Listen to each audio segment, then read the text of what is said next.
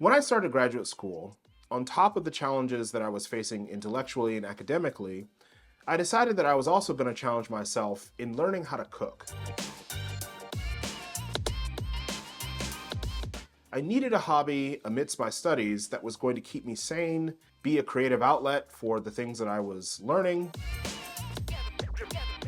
and an opportunity to build skills that I thought were going to be useful for the rest of my life. So I set out trying to learn how to cook some of the foods that my parents prepared at home growing up. And I quickly learned that the right tools for the jobs that I needed were really important.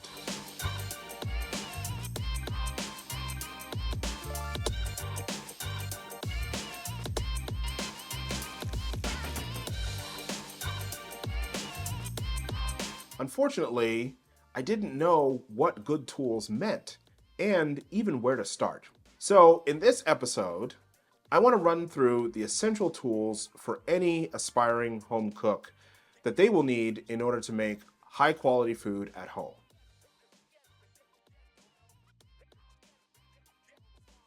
Hi, and welcome back to another episode of Out There JCH. I'm your host, Jonathan C. Hall. The reason why I wish I would have had a video like this when I was in my 20s was so that I would have not wasted money buying things that I thought were high quality that were actually cheap. And I wish I would have had this episode so that I would have been able to spend my money more efficiently. There are a lot of cooking products out there that are relatively cheap or even expensive that are really just trash quality. What I aim to do in this video is to point you in the direction of high quality cooking materials that are going to last you a lifetime. Many of the things that I'm recommending will be the last time that you purchase any of them.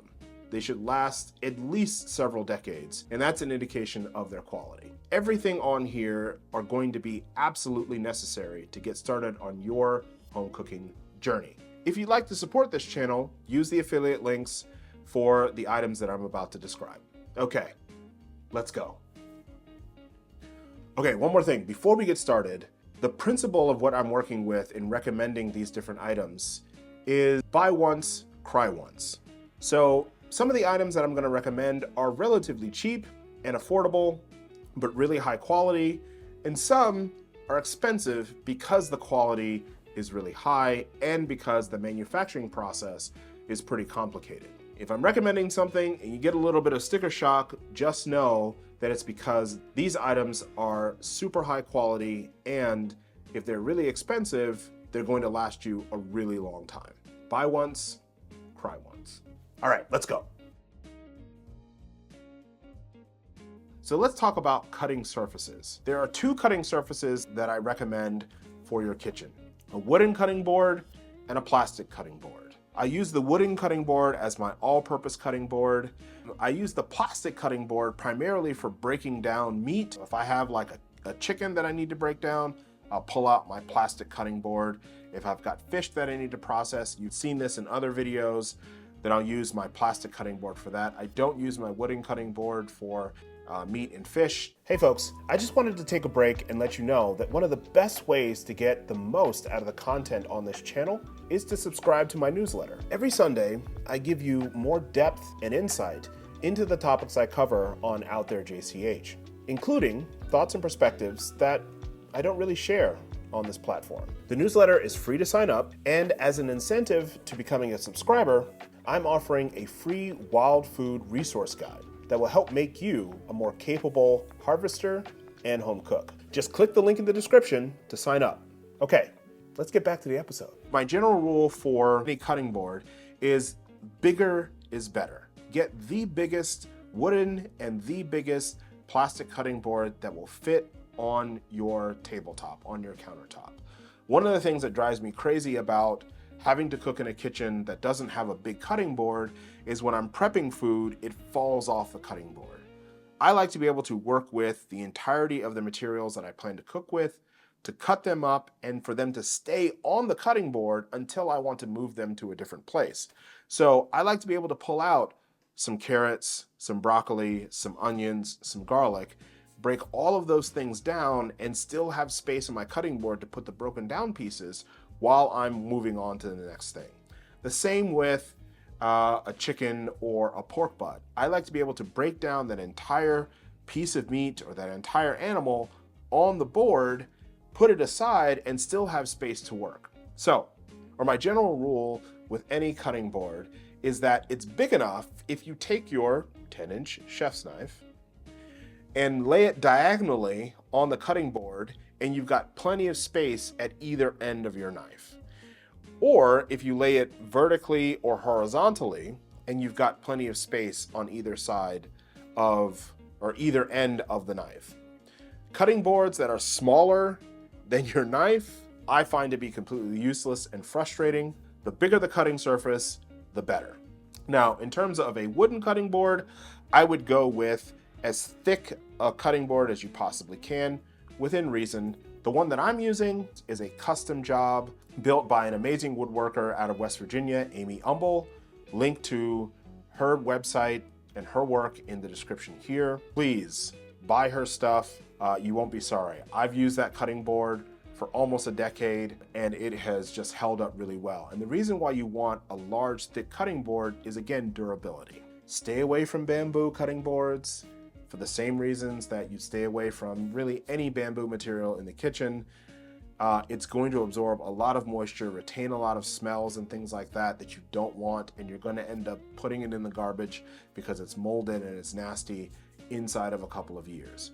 The wooden cutting board that I have, Fiddlehead Woodwork, Amy's shop, I plan on probably never buying another cutting board in my life. It's that good. In terms of the plastic cutting boards, that cutting board is bigger than my wooden cutting board because I deal with whole cuts of animals, whole fish, whole chickens, a whole deer leg I've broken down on those cutting boards. The only special feature of a plastic cutting board that I would recommend is one that has this hook to it that allows you to pick up the cutting board with like one hand and move it around the kitchen. If you're gonna have a big cutting surface, then moving it around the kitchen and putting it out of the way is gonna be a little bit cumbersome. The only drawback for the wooden cutting board that I have is that it requires two hands for me to move it around the kitchen. With cutting surfaces and a hardwood and plastic, have them be as big as you possibly can within reason. You don't want to buy a cutting board that's the size of a dining room table, but you also don't want to have a cutting board that is the size of a piece of paper. Generally, the thicker, the better, especially for the wooden cutting boards, because you're going to be using it a lot and you want it to last.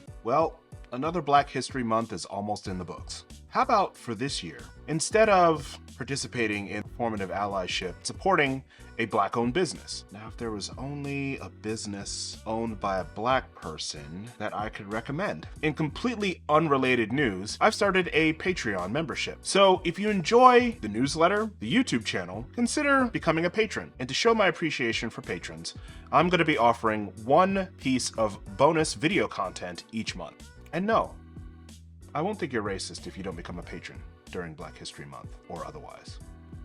In all seriousness, thank you so much for supporting this channel, and I will continue to bring you the most unique wild food content on the internet. Speaking of flat surfaces, another essential tool in the kitchen is the cookie sheet. Cookie sheets are really important tools for cooking and roasting and things like that, but they're also really nice kitchen utensils for moving small items around the kitchen. The thing that you want to look for any cooking sheet is a thick and durable, solid lip. So this half sheet cookie pan or cookie sheet that you can see here is by Made In.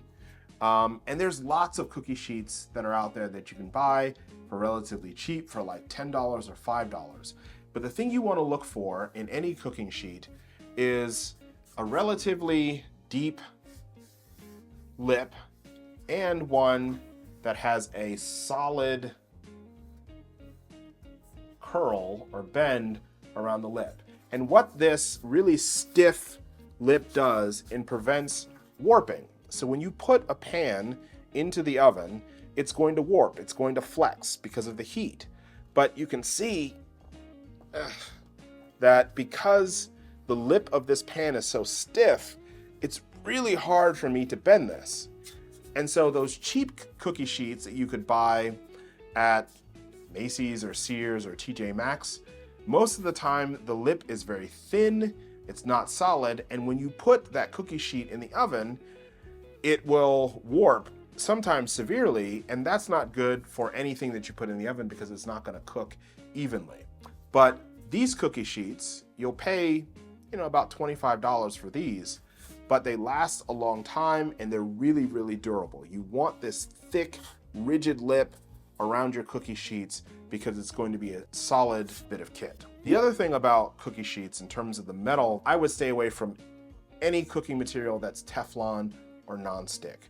There are some sort of advanced technology, non-stick pans and cookie sheets and things like that, but in all cases, that non-stick coating wears off, it flakes off, it gets in your food and you ingest it, and it is absolutely terrible for your body and terrible for the environment. So as a general rule for anything that I have in my kitchen, it's not non-stick, and the factories that make non-stick materials have all sorts of chemicals that pollute waterways, a lot of times forever chemicals that have permanently polluted waterways, which makes fishing and ingesting fish really unsafe. And so non-stick might be really convenient for the kitchen, but in terms of the long-term health of you and the people that you're cooking for, it's really bad, and I stay away from it. So the material that I like to use for my cookie sheets is aluminum. And the thing about aluminum is that it is a really great absorber of heat, but it tends to be more reactive than some of the other metals, and it tends to scratch. So your cookie sheet is gonna come out nice and new and shiny, and if you use it a lot, in about a week, it's gonna look like this. Now, I see something like this and say, well, this cookie sheet is well loved, it's well used, and that's how you know that this person is serious about their cooking. Can't recommend Made-In's cookie sheets enough. The size that you're looking for, this size is a half sheet. The full sheet cookie sheets are the ones that like only bakers use when they have those really big ovens, so that's why this is a half sheet, but this is probably the most recognizable size of cookie sheet that you can buy. I have 2 of these.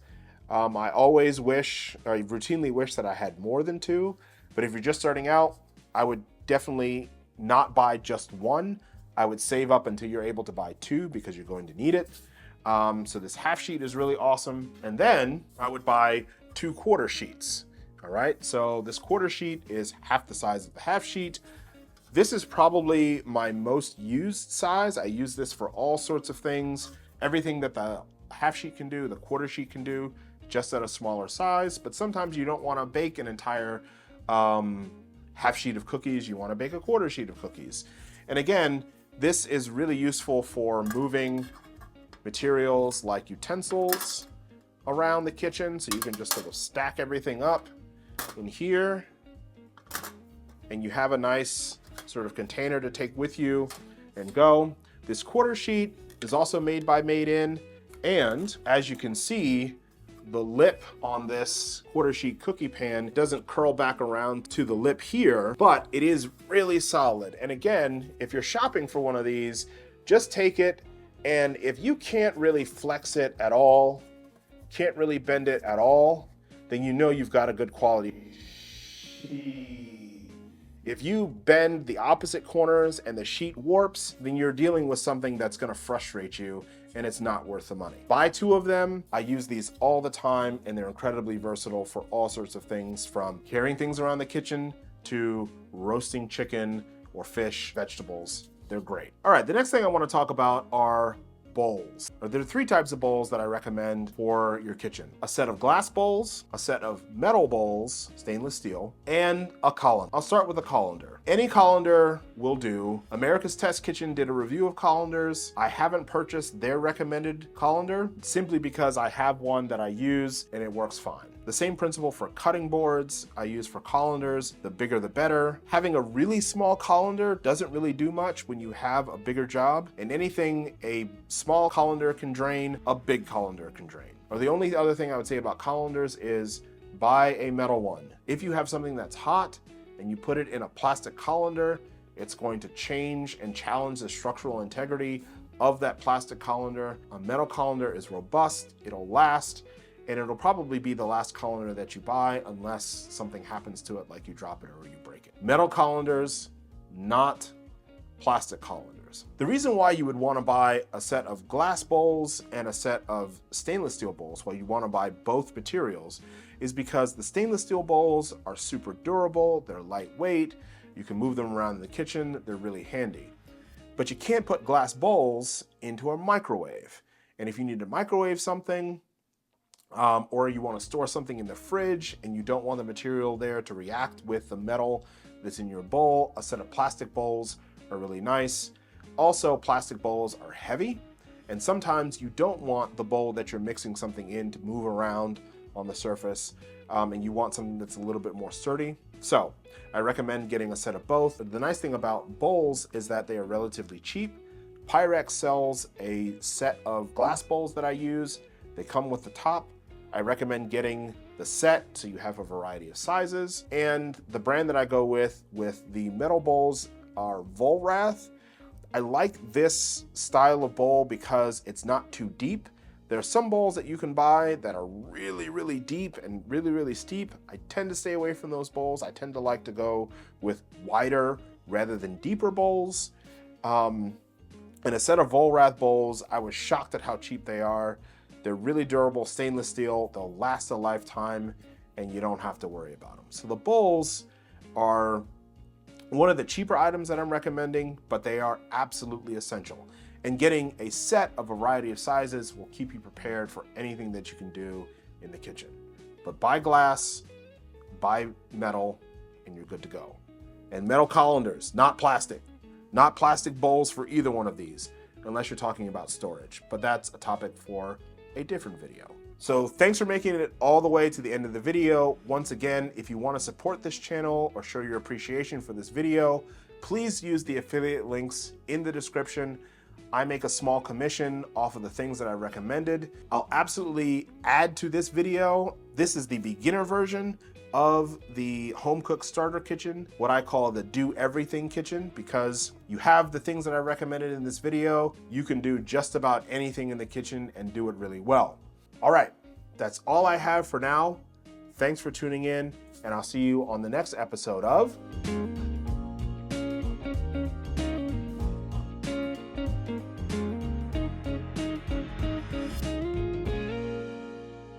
She